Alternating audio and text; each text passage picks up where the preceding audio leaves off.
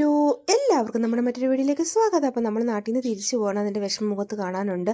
ഒരു സന്തോഷമില്ല. തിരിച്ചു വരുമ്പോൾ ഭയങ്കര സന്തോഷമായിരിക്കും, പക്ഷേ അങ്ങോട്ട് തിരിച്ചു പോകുമ്പോൾ വലിയ സന്തോഷമൊന്നുമില്ല. അപ്പം രാവിലെ നമ്മൾ വൈകിട്ടാട്ടോ ട്രെയിനിൽ കയറുന്നത്. വൈകിട്ട് ട്രെയിൻ എന്ന് ലേറ്റാണ്, എന്നാലും രാവിലെ ആയപ്പോൾ നമ്മൾ ഇഡലിയും ചിക്കൻ ഫ്രൈയും അടിച്ചുകൊണ്ട് പോയി. അത് കഴിച്ച് ഈ സ്ഥലം കാണാൻ ഭയങ്കര രസമുണ്ടായിരുന്നു.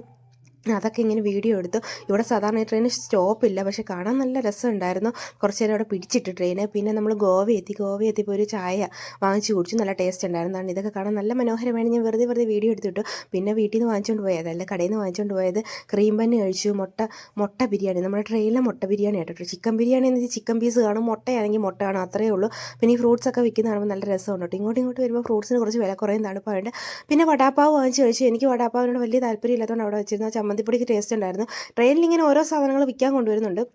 AC ആണെങ്കിൽ എന്താ എൻ്റെ കൊച്ചിൻ്റെ മുന്നിൽ തന്നെ ഇത് തൂക്കിയിട്ടേക്കുന്നു. അപ്പോൾ ഒരെണ്ണം വാങ്ങിക്കാതിരിക്കുന്നത് ശരിയല്ലല്ലോ, അഴക്കുമാണ്. നാട്ടിൽ നിന്ന് ഒക്കെ വരണേന്ന് താല്പര്യമേ ഇല്ലായിരുന്നു. പിന്നെ ഇതൊക്കെ വാങ്ങിച്ച് കൊടുത്ത് അഡ്ജസ്റ്റ് ചെയ്ത് അവിടെ ഇരുത്തി.